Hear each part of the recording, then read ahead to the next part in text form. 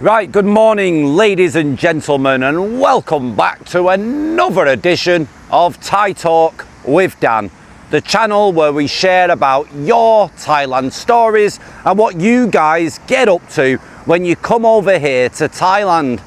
Now this upcoming high season, there's going to be a lot of guys getting involved with Thai women within the tourist areas. But there's also going to be a lot of guys getting involved with guys. The gay scene is absolutely massive here in Thailand. Now today, I want to share a story. It's not sordid whatsoever, but it teaches you guys just what it's really like when you decide to start dating and seeing women or men here within the tourist industries. In Pattaya, in Phuket, in Chiang Mai, no matter where you go, if you go to a tourist place, you're going to see so many similarities to today's Thailand story. So without further delay, let's get into today's Thailand story, where it teaches you guys exactly what's going to happen to you this upcoming high season.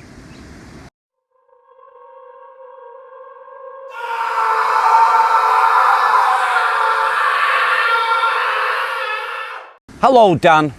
I believe that the girls in Thailand are more aggressive than the boys. I have seen the girls hawking outside the bars, trying to physically pull men into them, whereas the boys will talk to you outside the bar, but they're not dragging you in and laying hands on you. I once went to a ping pong show, and God, that was crazy, and the women there were so aggressive. They drained thousands of baht out of us very, very quickly. Now at the gay bars, the boys are friendly, but they are way more shy or relaxed than the girls in the girly bars. That being said, if you call one over and buy him a drink, and yes, it's a lady drink, same situation, he will be touching you as if he likes you and wants you to bar fine him. However, everything else is fairly similar. It's when you get to know some of these guys, make friends with them, and begin to get on their social media that you really learn more about how they think.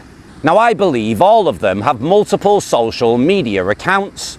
So just because they put you on their line or their Facebook does not mean you are really seeing their real life. But as you get to know them, some of them will ask you to be friends on their Thailand only Facebook accounts, where they do not put customers, or at least this is what has happened to me. Now one of them took me home to the village to meet his parents, and I knew from both of them and him that they had never ever brought anybody home before. They had a car and drove me all over and showed me many sights. All I did was pay for gas and dinners, and they were a lovely, wonderful family. Now it's when you get on their social media that you can come to understand their thinking. Although it is definitely possible to make friends, I think most of the relationships are highly transactional, as you would expect. They think of themselves and call themselves tigers. Their prey, their victim, is you, the customer. Now amongst themselves they discuss the first rule of being a tiger, and that is not to fall in love with their victim. Many of them accidentally do that a couple of times, but they quickly learn not to, much like Thai women. The Thai guys value material goods, designer, shoes and clothing, and the latest iPhone. Most of them come from small farming villages, and their parents are farmers. They grew up working on those farms. And although they want to go home 2 or 3 times per year, they quickly get bored in their village. After all, in Pattaya and also Phuket, there is an extremely lively party scene, and they live primarily by night. These guys are waking up at 2 or 3 in the afternoon and going to bed at 4 or 5 in the morning. They get very bored very quickly back on the farm, so they really do not want to be there. All of them will talk about how much they miss their family and have to support their family, but they really don't want to be on the farm. Most of them are pretty low in terms of education, and therefore they don't qualify for any other forms of work. Now, I'm pretty sure that their family knows what they do and they are tolerant. Being gay is no big deal in Thailand, just don't rub it in the family's face. But if you introduce them to somebody, as long as there is not a bunch of PDA, I found the family extremely welcoming. We just didn't sleep in the family home. We spent lots of time there, but stayed at a nearby hotel. Now, the way of thinking of Thai people is very different. They seem very religious because they are constantly going to the temple, but that is mostly for good luck and prosperity. The nice thing is that Buddhism is not a judgmental sort of religion, rather it's a philosophy to reduce suffering in the human condition. So Buddhists are far less judgmental by and large than Christians, although Thailand is a conservative society once you get out of the party zones. Although there is definitely a lot of money and partying, I think the boys are a bit less avaricious than what I hear about the girls. It seems to me that they can make about $2,000 per month if they are doing well, and that is what they might earn in a year on the farm. Also, a lot of people from countries such as France and Germany seem able to get a visa for the guys to come and visit them and go on an extended holiday. We in the United States cannot get such visas for them. I'm sure they are paid well for that though, and they also get to travel, which they love because, as you know, social media is everything in Thailand. So they post 1 million pictures of their holidays. They are very discreet, so it's extremely rare that the boys post pictures of their customers. Now, most of them also seem to have Thai boyfriends among the other workers, and relationships don't usually last very long, and they rotate amongst one another. When they're done with customers, or if they don't have one, they go to the beach and to groups, eat and drink and party, and this would be after hours until dawn. Now, on social media, especially if you are seeing one of these fellows, you will think they are deeply in love with you. Now, the reason for this is that they post constant romantic phrases such as, "Do you miss me more than I miss you?" I don't think so. And they will post that with a picture of themselves. They do this on a very, very constant basis, especially on their profiles which they share with their farang. So I'm pretty sure the customer thinks the guy is talking about him and misses him once he has gone back home. Now, the idea of sponsorship is fairly common, but they are less aggressive about it than what I believe the girls are. The concept of face is very much related to doing well financially. So if they have bought a lottery ticket, gold, clothing, an iPhone, anything really at the mall, there will be a lot of pictures of those things and of themselves holding the shopping bags. Now, if they receive gifts, they will take photographs of those as well, sometimes saying that they were gifts, other times making them believe that they were purchases that they made. But they do get a lot of face from receiving expensive gifts, and they post the hell out of that stuff. Now, they also love to eat, but they primarily prefer Thai food.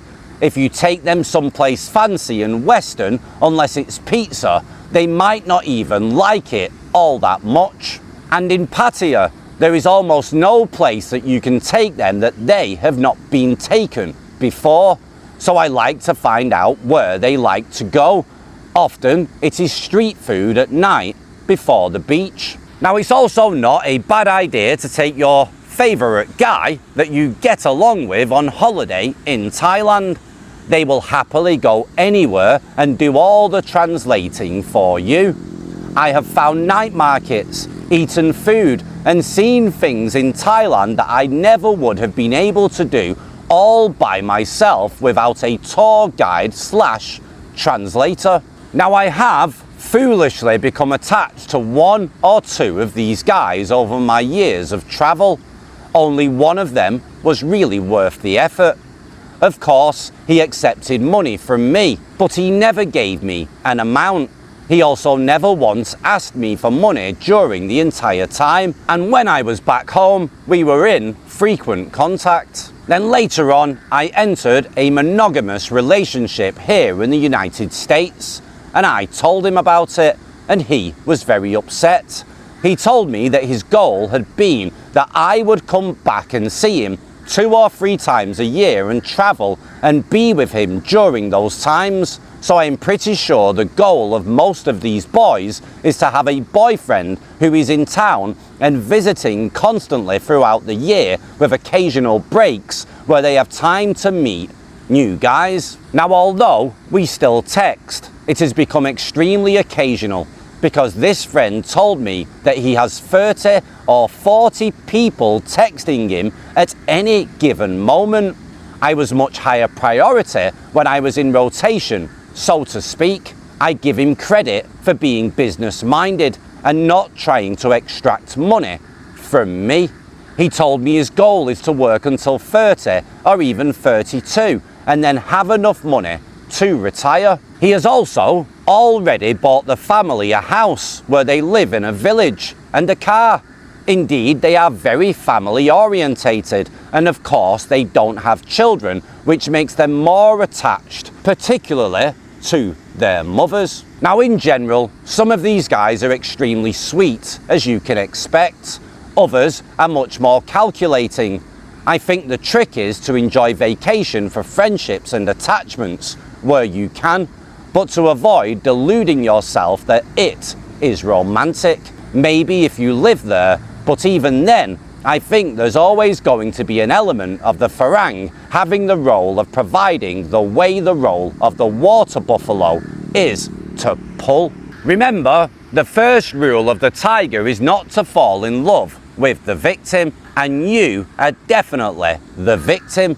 If you maintain a friendly, happy, go-lucky attitude and remember that you're making friends here, not deep romantic attachments, you can have a really wonderful time in the gay neighbourhoods of Boys Town and Jomtien in Pattaya. Now, Boys Town is far more lively.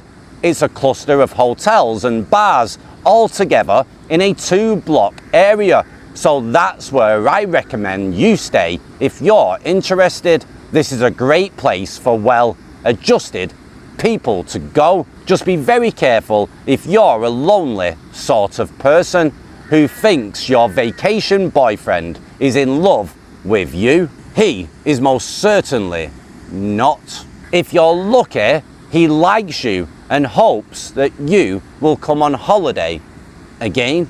Right guys, I wanted to share that story because there was nothing sordid in it whatsoever, and I know a few subscribers don't like listening to the gay stories on the channel, but the similarities are absolutely ridiculous. Everything what this guy has said is basically what your experience is going to be like if you come to Thailand this high season and get involved with a Thai woman from the bars. They are very, very much similar. They like to show off. They like to post everything on social media. They like to love bomb you, tell you you're awesome, try to extract money from you, try to get you on the monthly payroll. They want you to fall in love so they can get hold of your money. And it's not just you they're going to do it to. As soon as you head off back home, it's on to the next and doing the same thing, and it keeps rotating around and around. And when you come back on holiday, she will try to make time for you, or maybe he will try to make time for you in order to keep on extracting that money, eating free food, staying in nice hotels, and basically living the good life, because it beats sitting But I'm sitting, yeah, in the Thailand countryside, in the villages, drinking a couple of bottles of beer at night, eating Thai food with your hands. It's not as exhilarating as a place like Pattaya and Phuket, where you can party all night and get money and enjoy yourself. So guys, please be warned, do not fall in love, do not get attached, and yeah, of course, they do not love you, they love your money. It's just their job. Take it easy, look after yourselves, and ciao for now.